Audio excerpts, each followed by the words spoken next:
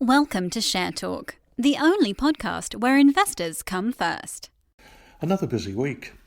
Lansdowne Oil Gas announced its placing, 488,000 at 0.6p, to keep the company going until the end of the year. Now their target is to complete a farm-out deal within the next 6 months.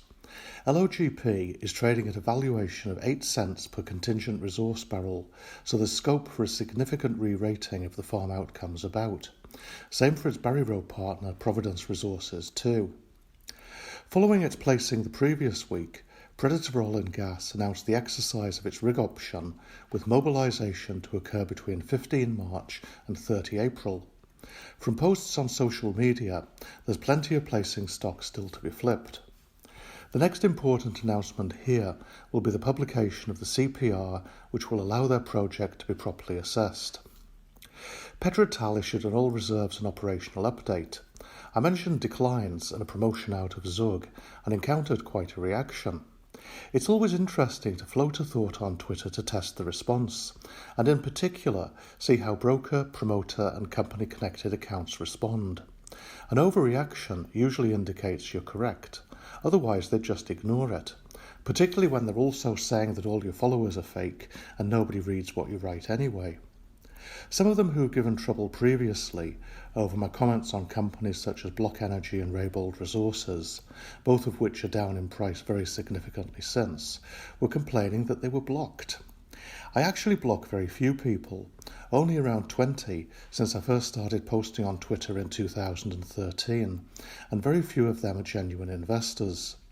I'm happy to have a normal discussion with anyone about anything, but if someone starts posting insults and childish pictures, then sorry, but I'm going to block them as anyone else would.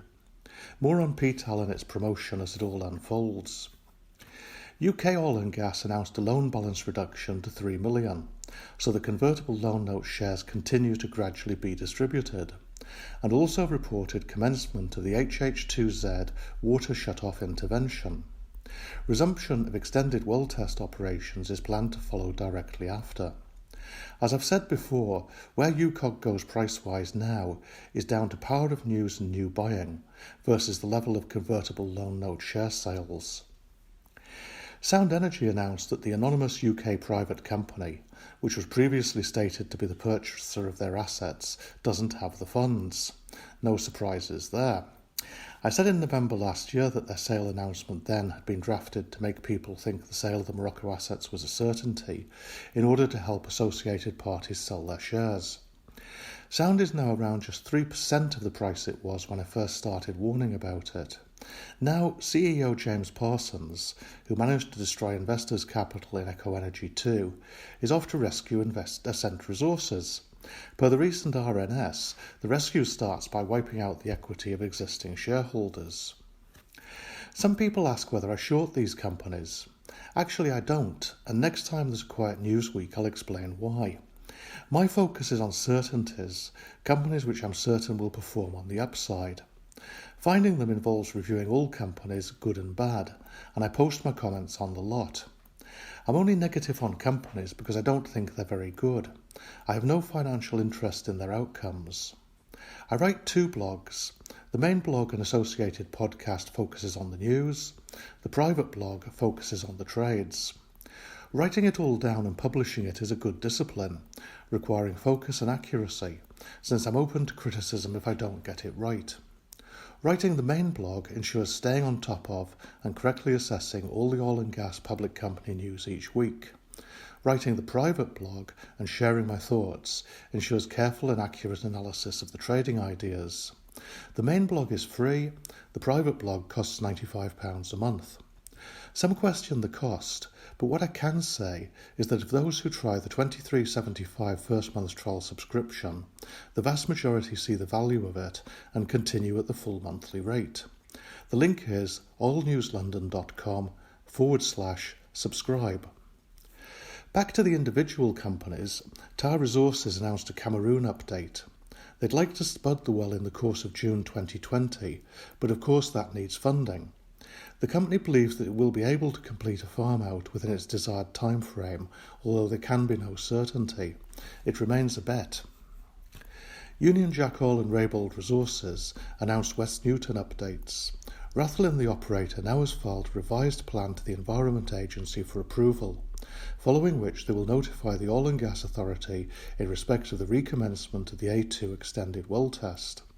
Meanwhile, the bottom hole drilling location for the B1 well has been finalised, and preparations are currently underway for the works required for the commencement of operations at the B site, which will begin during Q2 2020. It looks like the timetable is slipping a little here, hence the poor market reaction. Touchstone Exploration raised $9 million in a placing at 40p. Funds will be used to accelerate exploration drilling at Ortoire, where so far they've had considerable success. At the other end of the credibility spectrum, Canadian Overseas Petroleum only managed to raise a comparably miserable $117,000 from its chairman, reflecting his confidence in the company, they said. Atlantic Oil Gas was delighted to announce it's been recognised as a 2020 TSX Venture 50 company, an annual ranking of top-performing companies on the TSX Venture Exchange. Makes you wonder how bad the other TSX Venture companies must be. Meanwhile, United Oil and Gas announced completion of the Rockhopper acquisition. The 114 million shares issued to Rockhopper Exploration will be admitted to trading on AIM on 28 February.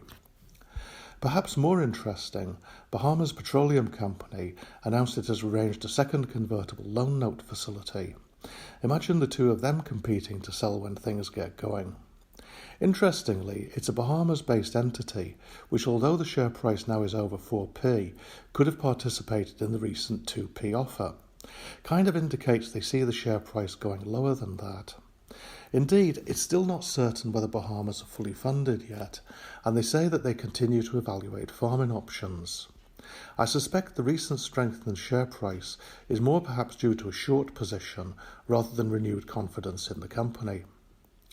For those who are not familiar with me, I focus exclusively on small-cap oil and gas companies and know this sector inside out. I've been involved in the stock markets on both sides of the fence since the early 1980s, and I also have many years operational and corporate experience in the oil industry, which enables me to see very quickly whether or not these companies are telling the truth.